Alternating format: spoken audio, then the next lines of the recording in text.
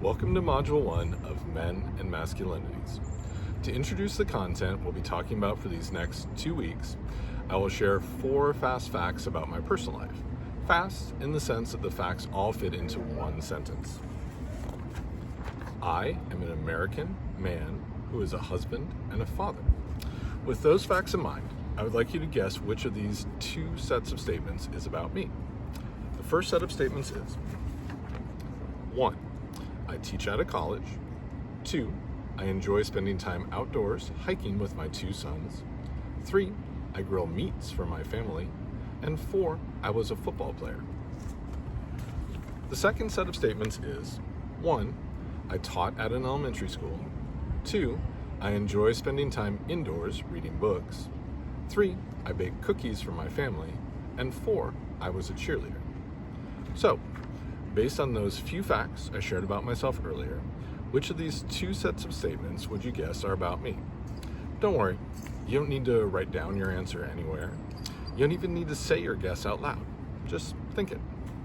Which of these sets of statements seems like it would be about an American man who is a husband and a father? If you thought this first set of statements is about me, you're right. Yes, I teach at a college. You knew that.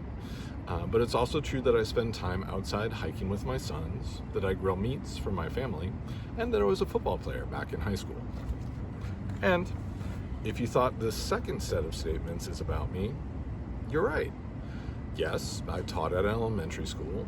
I spend time indoors reading books. I bake cookies for my family, and I was a cheerleader back in college. But if you happen to think that that first set of statements sounded more masculine, well, why is that? Why might we think that it's more fitting for a man to teach older students than younger students? Or to play outside than read inside? Why might we think it's a more masculine form of cooking to grill meats than to bake cookies? Or more appropriate for a man to be a football player than a cheerleader? When we start to ask questions like these, we are initiating our class conversation about the social construction of manhood in America. At the start of Module 1, we'll first take a close look at the words of Bradley Hathaway's spoken word poem, Manly Man. Then we'll discuss that 21st century American society tells us a manly man is and is not. In the course of that conversation, we may touch upon myths such as the damsel in distress stories, in which a strong man must save a weak woman.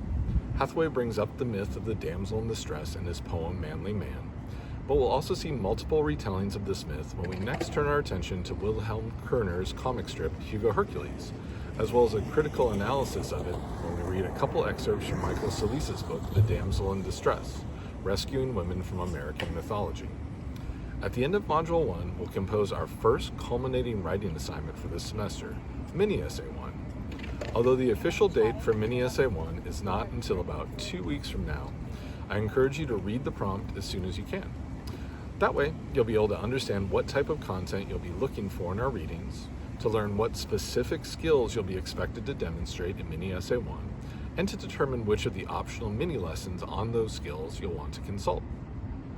I also encourage you to take the time to read the lyrics of, and or to watch the video for, our unofficial theme song from Module 1, Bonnie Tyler's 1984 hit, Holding Out for a Hero. Where have all the good men gone, and where are all the gods? Tyler asks in the opening lines of the song. Where's the streetwise Hercules to fight the rising odds? Those might sound like difficult questions to answer, but trust me, it's just as easy as reading Kerner's comic strip Hugo Hercules. As always, if you have any questions about men and masculinities, please either email me at cgreen@cerritos.edu or send a message to my inbox here on campus.